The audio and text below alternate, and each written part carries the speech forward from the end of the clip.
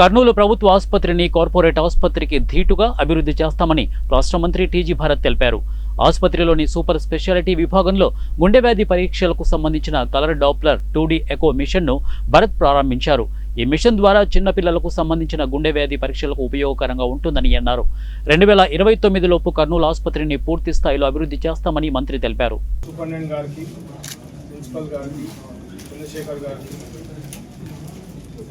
ఇచ్చేసిన మీడియా మిత్రులకి అందరికీ నమస్కారాలండి.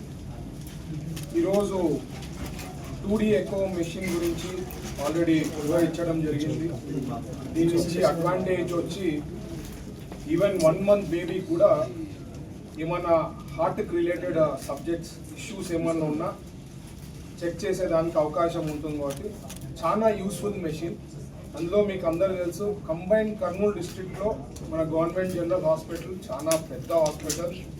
ఈవెన్ వేరియస్ సర్వీసెస్ కూడా ఇక్కడ మన జనరల్ హాస్పిటల్లోనే ఉంటాయి. సో బేసిక్లీ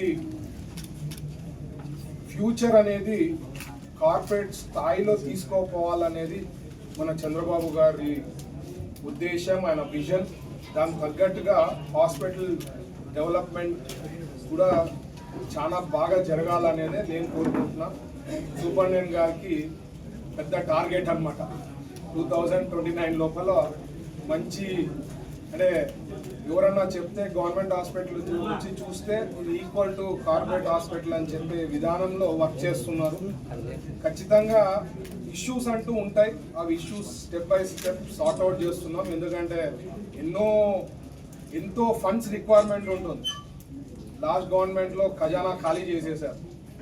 ఈవెన్ కొన్ని సర్వీసెస్ కొంత అమౌంట్తో కూడా స్టార్ట్ చేసేదానికి అవకాశం ఉంటుంది. లేకపోతే O&M ఛార్జెస్ కూడా డిలే చేయడం, ఇట్లాంటివి ఎన్నో ప్రాబ్లమ్స్ ప్రీవియస్ గవర్నమెంట్లో చేయడం జరిగింది. బట్ అవన్నీ కూడా సార్ట్ అవుట్ చేస్తూ ఖచ్చితంగా నాకు తెలిసి one of the best government hospital అని చెప్పి త్వరలో, అంటే వితిన్ 29 లోపల మీరే